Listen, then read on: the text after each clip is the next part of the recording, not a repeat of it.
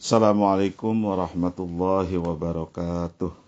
Alhamdulillahi rabbil alamin. Wassalatu wassalamu ala asyrafil mursalin Sayyidina Muhammadin wa ala alihi wa sahbihi ajma'in. Amma ba'du.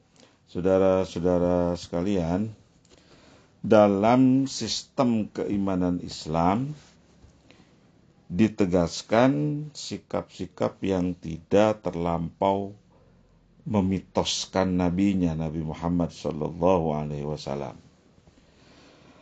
Al-Quran menegaskan bahwa Nabi Muhammad adalah manusia seperti kita juga. Hanya saja beliau menerima wahyu dari Allah tentang paham ketuhanan yang Maha Esa. Qul innama ana basyarum mithlukum yuha ilayya annama ilahukum ilahu wahid. Surat Al-Kahfi ayat 110. Para nabi pun ditegaskan sebagai tidak lain dari orang-orang biasa yang biasa memakan panganan dan berjalan di pasar-pasar untuk berbelanja, untuk berdagang atau berbelanja. Wa qalu ma li hadzal rasul yaqulu at-ta'ama wa yamsi fil aswaq. Itu surat Al-Furqan ayat 4. Karena penegasan serupa itulah maka Islam terselamatkan.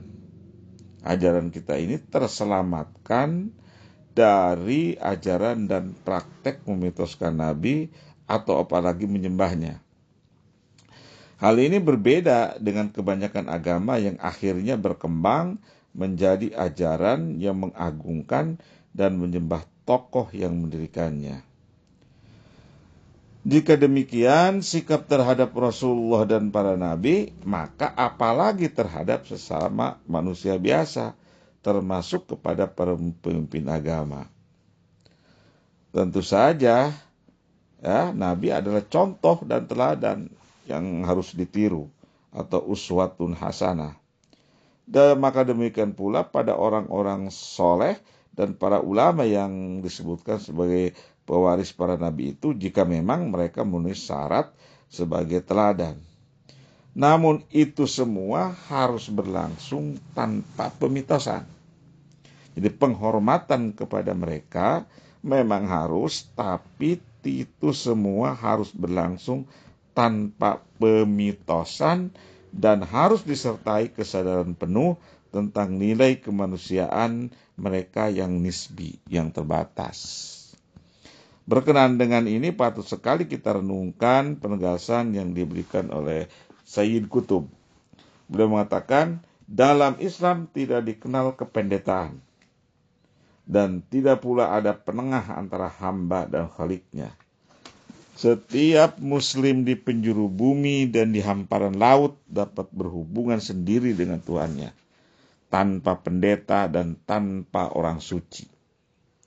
Karena di Islam tidak dikenal ada orang suci yang bisa menghubungkan dia dengan Tuhannya.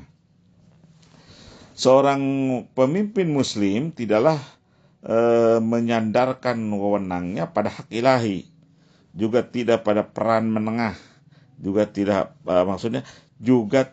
pada peran penengah antara Allah dan manusia, melainkan pelaksanaan kekuasaannya itu bersandar kepada masyarakat Islam sendiri. Sebagaimana kekuasaan itu sendiri bersandar pada kemampuan melaksanakan agama, yang setiap orang mempunyai hak yang sama dalam memahami dan melaksanakannya jika mereka memahaminya, dan semua berhukum kepadanya secara sama.